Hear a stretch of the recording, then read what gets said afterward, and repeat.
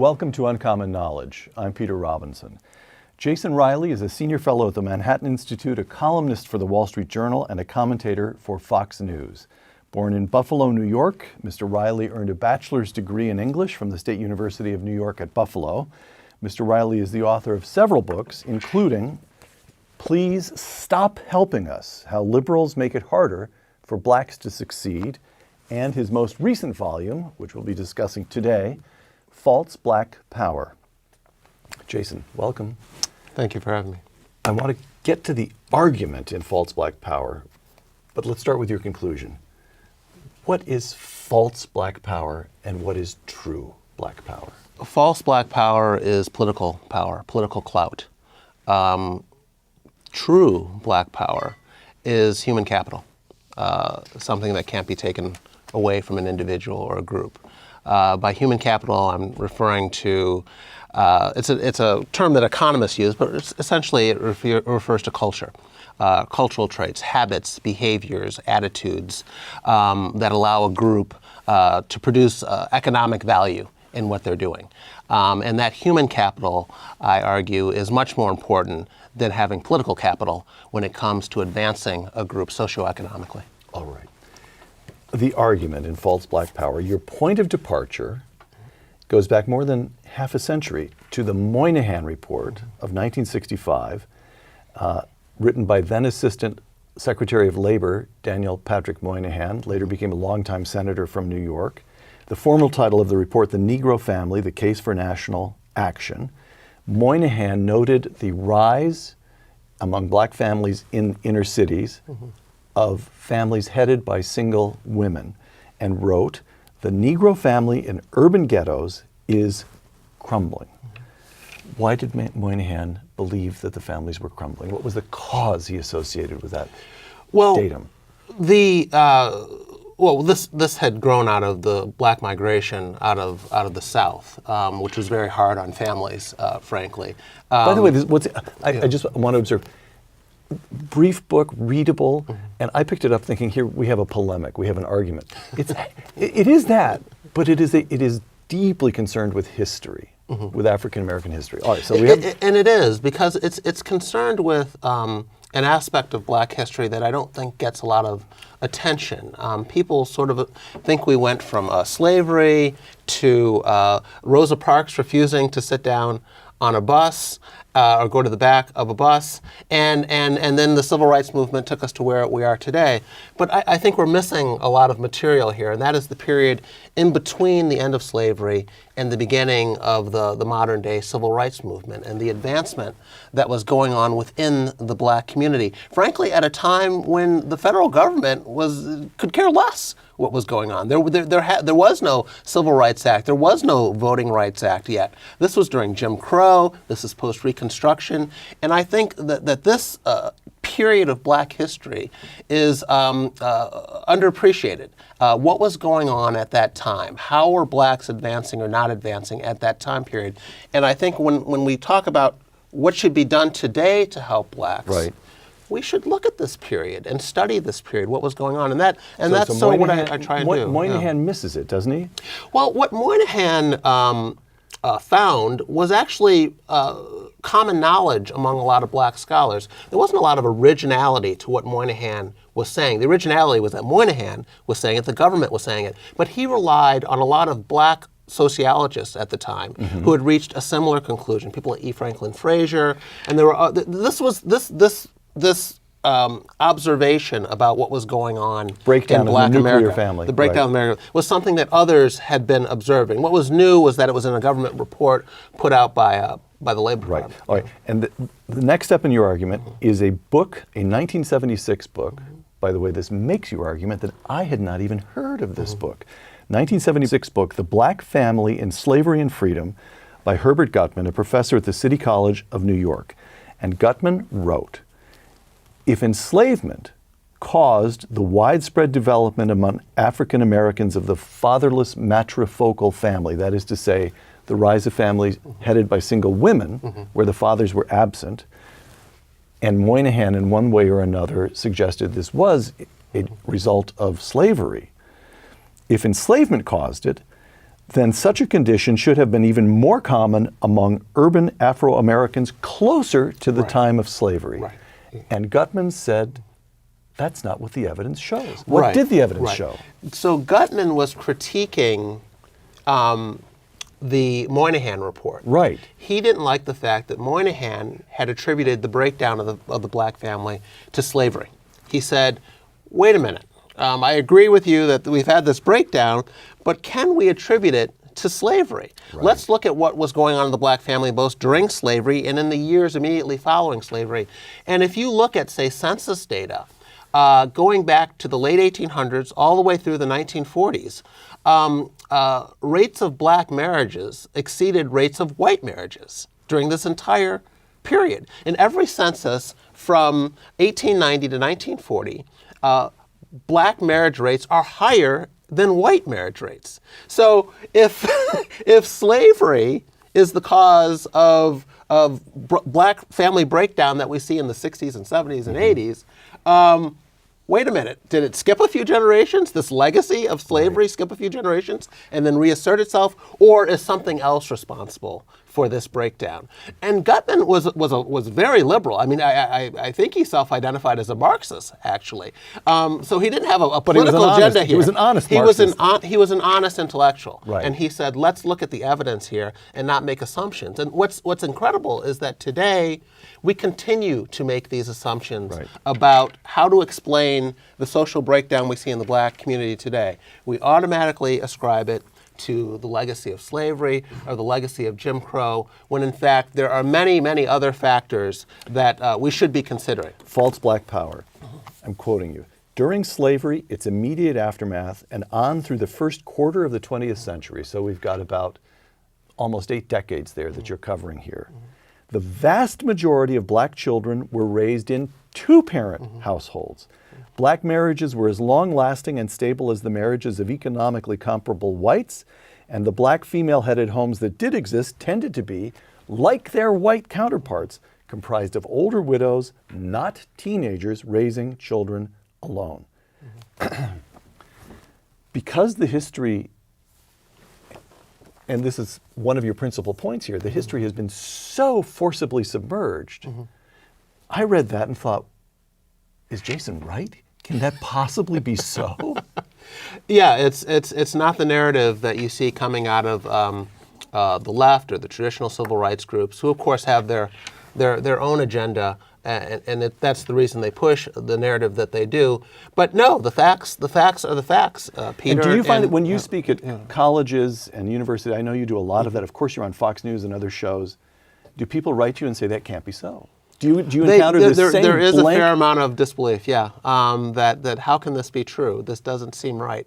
It's somewhat counterintuitive. But yes, I do get that. And again, it's because we have accepted this narrative that what we see today in Black America is a result of the legacy of slavery and Jim Crow. And what I argue in the book is that what we see today is the legacy of the Great Society, of the legacy of 60s programs that were well-intentioned, trying to help low-income blacks in particular, but had unintended consequences. And today we see the consequences that those policies engendered. And that's what I'm getting at there. Barack Obama, false black power. Obama's election was the culmination of a civil rights strategy that prioritized political power to advance blacks. And 8 years later, we once again learned the limitations of that strategy. Let's take both of those assertions. The culmination of a civil rights strategy. Right. Explain that. Well, prior to the 1960s, I think that the black leadership in this country had been focused on developing that human capital that I talked about earlier. Booker T. Washington, is it Booker fair T. to mention Washington, Frederick Douglass, all through the 20s, 30s, and 40s, blacks were focused on becoming more literate, educating themselves. Frederick Douglass gave a famous speech in which he said, essentially, stop helping us, didn't he? Well, I mean, that's so. The government wasn't going to come save blacks, and they understood that. And so they set about the hard work of improving themselves. and tremendous progress was being made. If you look at what was going on in Black America prior to the 1960s in terms of Black education advancement, Blacks entering the skilled professions, Black home ownership rates, Black-white income gaps were shrinking. Even in the criminal justice system, Peter, in the 1940s, the Black homicide rate fell by something like 18%. In the 1950s, it fell by another 20%. So here you had these Black-white gaps in the criminal justice system that we see today. That's after the migration to the northern cities. Yeah. So those Right, and that's an interesting point because you would have expected to find the opposite because urban communities tend to be more violent than rural communities. Yes. So you have this huge influx of people from urban communities from rural communities from the south to urban right. communities, and yet you see a decline in violent crime among this group. Incredible. But my point was that the advancements that Blacks were making prior to the modern day civil rights movement is something we seldom study or discuss or take into account in any length. And I think this is a period of time that deserves a lot more study. What were Blacks doing to narrow gaps that were narrowing at this time and have since either stalled, slowed, or in some senses reversed course and started to widen again. And my point is that Blacks were focused on developing that human capital. And they were doing so. And they were doing that. Then we get the 1960s. Right. And the shift, there's a shift to acquiring political capital, integrating political institutions. The Voting Rights Act comes along, and it was a tremendous success. You had voter registration rates in 1964 in the South, places like Georgia, Alabama, single digits, Black voter registration rates. A year after the Civil Rights Act, they're up to the 50%, 60%. I mean, it was a tremendous success. Right. It worked. And then the leadership, the Black leadership in particular, turned to focus on electing more Black officials. And the thinking was, if we could elect more Black officials, the rest will take care of itself. Black socioeconomic advancement will flow naturally from Black political clout. We just need to get more of our kind into office, and the rest will take care of itself. We need our share of political capital. And this strategy, too, has been a success on its own terms. In other words, Black political office holders have proliferated in this country. Between 1970 and 2010, they went from fewer than 1,500 to more than 10,000, including Black mayors, Black governors, Black congressmen, Black school superintendents, Black police chiefs and fire chiefs, Blacks, and in large cities with large Black populations, Philadelphia, Cleveland, Chicago, Los Angeles, New York, Atlanta. So Blacks gained a tremendous amount of political clout with this strategy. The problem is that the rest didn't happen the way it was supposed to. In other words, if you look at what happened in Marion Barry's Washington, D.C., or Sharp James's Newark, or Coleman Young's Detroit, the Black poor became more impoverished on their watch. Under Black leaders. Under Black leadership, which is not to say that there's a causal link here, that because there were Black mayors, we didn't see Black advancement, because this Black advancement didn't occur under white mayors and white governors and white congressmen too. So I'm not making, but at a minimum, the hope was frustrated. The hope, and I think that the idea that Black political clout would lead to more Black economic advancement was misplaced, and the reason we should have known this, and this gets into the work of Thomas Sowell, someone you've interviewed many times, who has made this point repeatedly in his scholarship, which is that if you look at other groups, political advancement is not the route that they took to economic advancement. Typically, the reverse happened. A group advanced economically first, and then got involved in politics later. That's the root of everything from Jewish Americans to Italians.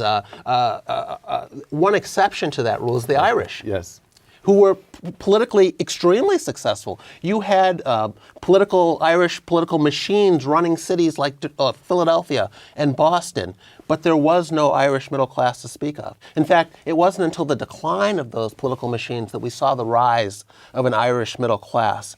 And so if you look at the history of other groups, not only in the U.S., but in other countries, there was no reason to expect that simply putting blacks in office was going to lead to socioeconomic advancement for blacks. Jason, Barack Obama, two data points here. One is obvious. This is a country in which African Americans make up just 13% of the population. The country elected a black man, and then it re-elected him. False black power. Here's the second point. The Obama administration's racial politics almost certainly harmed racial discourse. By 2016, polls showed race relations had reached their lowest point in nearly a quarter of a century. Huge achievement. Almost everyone would argue, I think, to elect a black man president of the United States, and 8 years later, somehow, Jason contends, race relations are worse, not better. What happened? Well, President Obama is a politician, first and foremost, and he is a liberal politician who ascribes to identity politics, like many others in his party do. In fact, it's probably been worse today than it was when he was in office, this adherence to identity politics. And that is appealing to various voting blocs, telling them to vote for politicians who look like them, who share their racial or ethnic background, that is a priority when it comes to who you should choose to represent you politically. Appealing to blacks as blacks, women as women, gay people as gay people, not appealing to them as Americans with a common interest. That is identity politics, and that is something that President Obama practiced. And it is a very divisive strategy. It helps you get out your base. It may help you scare people to the polls, rile up voters that you need to support you, but at the end of the day, you end up with a very polarized electorate. And that is what President Obama practiced for 8 years, using his Justice Department to investigate police shootings all over the country, sending his Attorney General, Eric Holder, out to accuse Republicans of suppressing black voters, trying to disenfranchise them, pushing for affirmative action programs, racial preferences, and so forth. These are very racially divisive things to do when you're president, and to use your platform as president to advance these sorts of things. And the result, I think, was a very racially divided electorate. Donald Trump. You quote in False Black Power, you quote your friend Shelby Steele, a Hoover Fellow here at Stanford. Shelby Steele writes, and you quote, "Perhaps the Obama presidency was the culmination of the age of white guilt. Our new conservative president, that is Trump, rolls his eyes when he's called a racist, and we all know that he isn't one. The jig is up." Close quote. White guilt, tell us why you quote that. White guilt means what? Why did it peak under Obama? Why does Shelby Steele argue that maybe it's evaporating, disappearing under Trump? Well, I think a lot of white Americans thought that voting for a black president would get this country over a hump. And they reelected him because they weren't done congratulating themselves for electing the first black president. What? Oh, wait, but you just said something that's profound. It's witty, but that's in other words, to many white voters, the election and then the re-election was about white people. It was about themselves. Right, and what Obama symbolized. Obama was a symbol. You weren't voting for the man himself necessarily. And again, I hesitate to paint with too broad a brush here, but I think many white Americans saw him as a symbol of progress, and thought we could achieve some sort of post-racial America, which is the ideal. What they were missing is that, and this gets back to the identity politics that the left practices, liberals have no interest in a post-racial society. They may claim that they long for one, but when you want racially gerrymandered voting districts, you don't want a post-racial society. When you want racial preferences in higher education, you don't want a post-racial society. When you name your group Black Lives Matter, you are not practicing post-racialism. The left has no interest in being post-racial, and even though they regularly claim that they do, and I think that's what a lot of people have missed here. If you're a progressive, if you're a liberal, you want to keep race front and center in our national debates. Whether it's relevant to the discussion or not, you want to keep it front and center because you think it works for you politically. All right. 2 fact sets. One from False Black Power. I'm quoting you. Obama oversaw by far the slowest recovery since World War II. 6 years after the recession officially ended, the jobless rate for blacks was still above 9%, and the jobless rate for black teens surpassed 31%. Yet, Obama's share of the black vote was 95% in 2008 and 93% 4 years later. That's number one. Here's number 2. In 2016, Donald Trump received 8% of the African American vote. The Trump economy is now booming, and black unemployment has fallen to the lowest levels ever recorded, with the result that Donald Trump's support has soared among blacks from the 8% who voted for him to the 9% who now give him positive approval ratings. Obama didn't help and received overwhelming support. Trump, I think what you would argue is Trump got out of the way of the economy. And look who disproportionately benefited, African Americans. And the support for him remains nugatory. You know, blacks need economic growth more than they need a black president, is the lesson here. Though, of course, the left But only 9% of them know it. Well, there's a lot of history here, Peter, and it starts with the history, or the modern day history of the Republican Party and black Americans.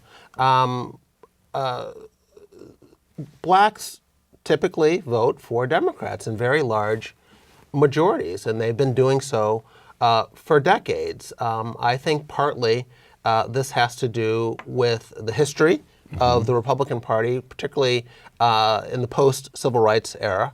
And I should really, to clarify that, the history of conservatives, I should say, where conservatives were during the civil rights movement, and particularly, and where Southern Democrats were the ones that became the Dixiecrats. So I think there's a history. So you here. mean the Republican Party's base shifting from the Northeast down to the South? Is that the history? What is the history that?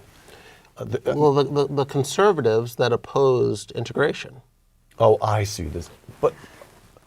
Where the conservative movement was during the 1950s and 1960s when it came to the issue of integration and ending Jim Crow and the civil rights movement of the 1950s led by Dr. Martin Luther King. But wouldn't the Democratic Southern barons had far more direct result on keeping, prolonging Jim Crow as far long as they possibly could? I'm just trying. So Barry Goldwater opposed Civil Rights Acts on constitutional grounds. Nevertheless, yes. Is that what you're after? No. You do have the history of a higher percentage of Republicans voting for it, for even though Barry the Civil Rights Act than Democrats at the time, and that was largely a regional vote, depending on what part of the country you represented, less so than party.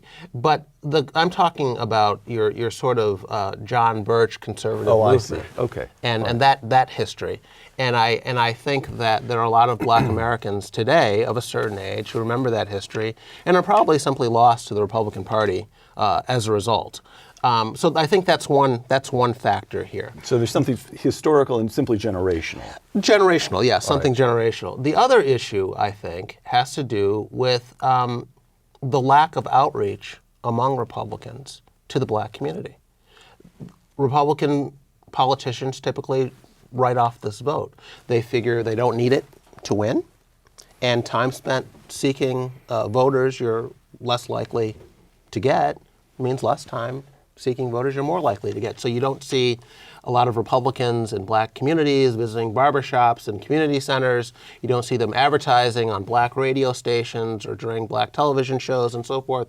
And that's reflected in blacks not turning out to vote for Republicans. So you have that history also explains those numbers that you see there. I thought Donald Trump had something going for him that a lot of Republicans did not. And that was that he was this public figure prior to being a politician who was quite popular within the black community. Particularly his television show, The Apprentice, had a huge black viewership.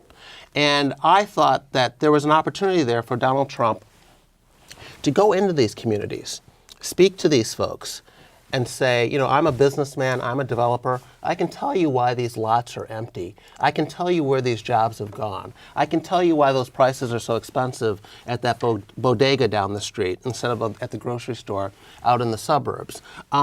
Vote for me, and I can begin to fix the situation for you. And he'd have some credibility with these folks. A couple things went wrong there. One, I think, was his birtherism that turned off lots of blacks and who will never forgive his efforts to delegitimize the first black president on those grounds.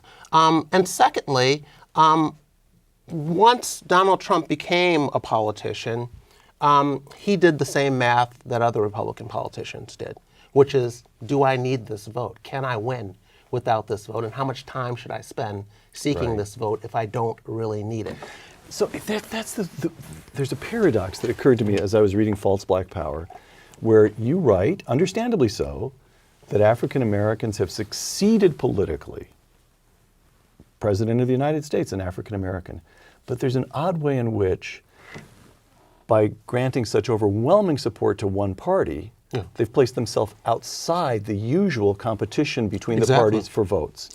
So Democratic politicians have very little incentive to do anything other than take African Americans for granted. They will get that vote. There's on the margin, there's a question about whether they can drive up the percentage of people, blacks voting, but they'll have the vote. And Republicans, by contrast, have no incentive to do anything other than write them off. They're out. By somehow or other, they're not taking advantage of the two-party system. The other thing, the other phenomenon you see are more extremist politicians. In other words, the Congressional Black Caucus is among the most liberal, has the most liberal voting record in Congress. So the blacks that do get elected have no reason to make any appeals to the other side.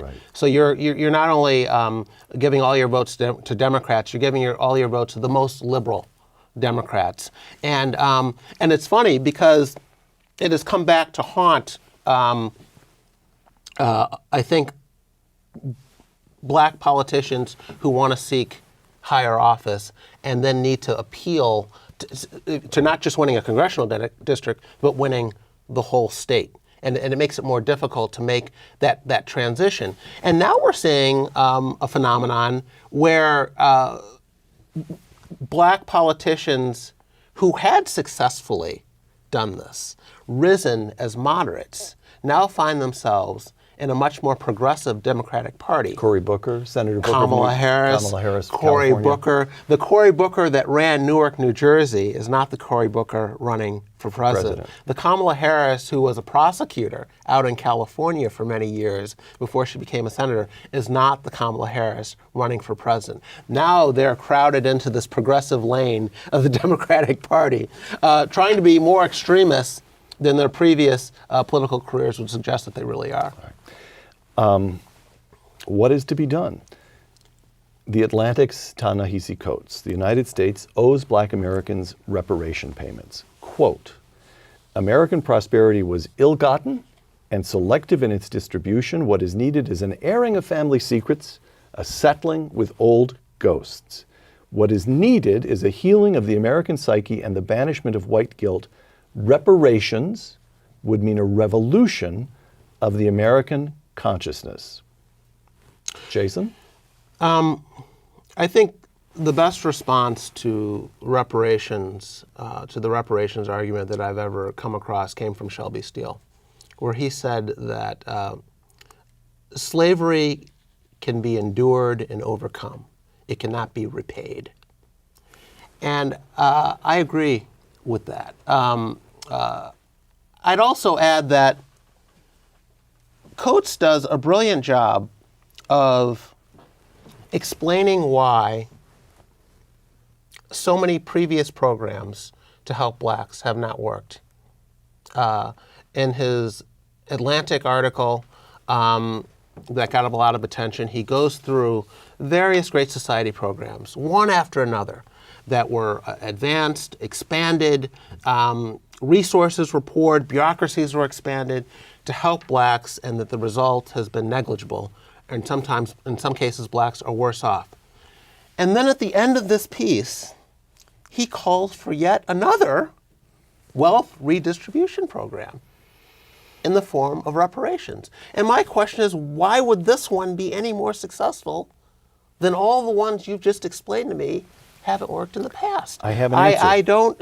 I have an I don't answer. follow the logic. I have an answer because the late Charles Krauthammer, the late Charles Krauthammer said yes to reparations if they're part. Do you remember this? Part of what he called a grand compromise. I'm quoting Charles Krauthammer. This goes back 8 years, I believe. Reparations would be paid. He suggested $50,000 for a family of 4. He actually named numbers. We then end the affirmative action experiment that has been disastrous for African Americans and for America as a whole, and we return to the original vision of Martin Luther King Jr., color blindness. Fine, reparations, and that's it. After that, color blindness. No more affirmative action, no more special identity programs. Would you buy that? If that deal could be struck, I wouldn't buy it, and I don't think most Americans would buy it. When you talk about reparations in the 21st century, you're talking about people who never owned slaves paying reparations to people who were never slaves. Who is going to be for that? Okay. So this great act of justice is unjust. It's crazily all right. We can't go back and fix this. We have to move forward. I think that there's an argument for ending affirmative action on its own merits. I think it's harming. It's not just ineffective. It's actually doing great harm in the name of helping blacks. So I think there's a case to be made for doing that. But no, I don't think that reparations are politically feasible. Nor would they, in practice, be any more effective at helping the black poor than all the other previous wealth redistribution schemes that have been put forward over the past half century. Here's Jason Riley's program, False Black Power, I'm quoting. After emancipation, blacks set out acquiring the values, habits, and skills necessary to thrive in a capitalist system. The gains were steady and undeniable. If blacks want to begin replenishing that human capital, true power, they shouldn't look to politicians. They should look to their own past. Right. Right. Explain that. Draw that out. The problem with looking to politicians is that politicians have their own agenda, and it's not always going to be the agenda that the black poor in this case need in particular. And I'll give you an example with President Obama. Take education. As you know, school choice is tremendously popular in the black community, particularly among low-income blacks. They're for charters, they're for vouchers at much higher rates than whites. Obama becomes president of the United States and spends 8 years trying to shut down a school voucher program in his own backyard in Washington, D.C. that was started by his predecessor, George W. Bush. Why? Why? The first black president could enhance this program that he knows, poll after poll shows, is popular in the black community. The reason is that Barack Obama is no longer simply another black person. He's now a black president. He has special interests that are nipping at his heels. He wants to be reelected. He has to indulge these special interests, one of whom are teachers' unions, who oppose school choice, because many of these schools aren't unionized and don't use union labor. So Obama has a choice. Am I going to side with my political benefactors, or am I going to side with this black constituency that helped put me in office? He made his choice. He sided with the teachers' unions. And that's what you're going to see because politicians want to get reelected. And when their interests part ways with those of the people they claim to represent, they're gonna put their own interests first, because that's what politicians do. And that is the problem for low-income blacks looking to politicians to be their savior. It's not going to happen. What we want are for blacks to be in a position to thrive no matter who's in office. And that's where other groups in America are. And they weren't always there, but they are today. One of the flip side of this, if you Are look you at, hopeful? Are you hopeful? By the way, one of the statistics that just so discouraging, when the Moynihan report came out in 1965, he treated as alarming, red flags, an out-of-wedlock birth rate of 25%. That rate is now over 70%. By the way, I should note that among all groups, it's gone up. Among white Americans, it's over 30% now. Yeah. But wow, how do you put a family? How do you put the family back together? How do you? Or is the idea that how do you do it? Do you have to do you have to unravel the Great Society programs in order to permit ordinary human flourishing to begin taking place again? Those programs that have in place perverse incentives, yes, you do need to get rid of them. You can't replace a father in the home with a check. It just doesn't work. The government's not very good at raising children, or being husbands. They're not very good at it. So yes, the right incentives do need to be in place. I'm not in favor of eliminating the safety net, but it should be temporary. And in many cases, for too many people in this country, it's become generational. The safety net. So, but yes, as I say with the title. Please Stop Helping Us in the previous book. Right. It's not really a matter of what we need the government to start doing. It's what we need them to stop doing. I don't think there's a silver bullet government program out there that can fix all this. What we need the government to do is to get out of the way so that this self-development can take place. Natural human within this aspirations are as strong in the black community as anywhere else, and if the government stops thwarting them, Sure. But improvement will follow. That's the argument? Yes. When we talk about the primacy of culture, that's what we mean. But it's also important to add that culture isn't static. So just because one culture today may be more successful than other cultures doesn't mean that will always be the case. And again, even if you don't like comparisons between blacks and immigrants, and many don't, because many blacks have a different background. Sure. Coming here as a slave is different from sailing over here voluntarily. Right. But look at, if you don't like those comparisons, then let's compare blacks today, the attitudes in black communities today, with the attitudes in black communities of a previous era. And there you see stark differences. There was no acting white criticism that kids threw at one another generations ago, the way they do today.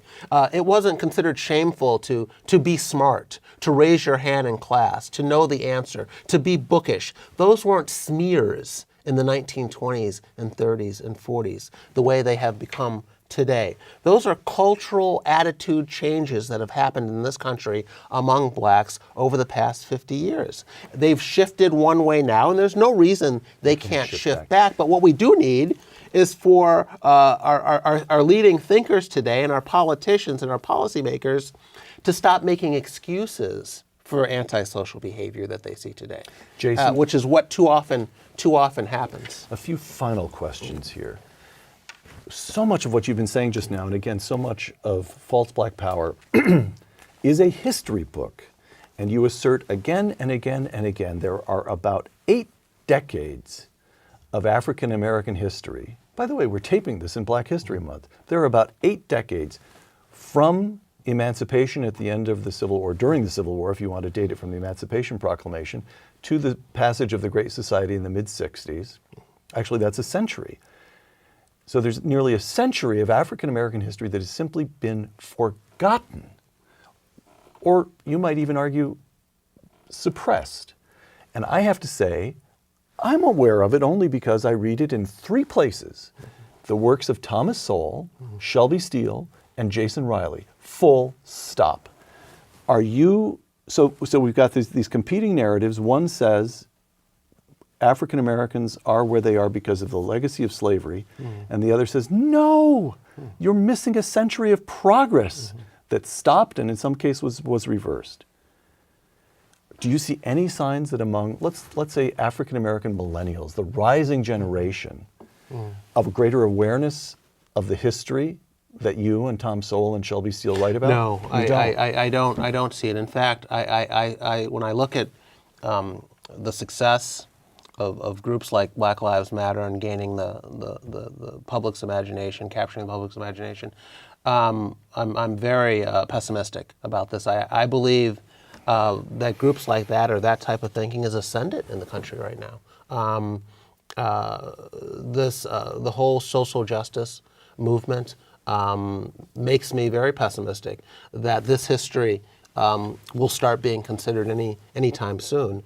I would argue a few more people are writing about this stuff. Of course, you know the field better than what you're saying, but you also have to understand incentives in the academy as well. You'd think there are doctoral dissertations, this trove of material which has gone unexplored. You're right, and going back to Moynihan, the reaction, the vitriol that he faced after that report scared off a lot of academics and sociologists to studying black culture.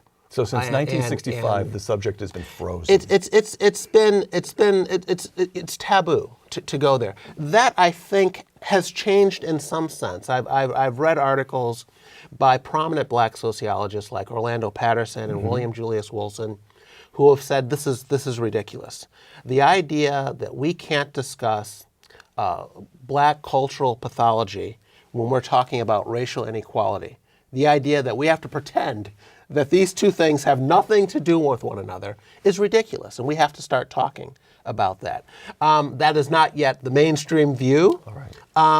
But it is. There's some sense that among some black intellectuals, there's a understanding that we can't go on ignoring antisocial behavior and the role it plays in inequality in this country.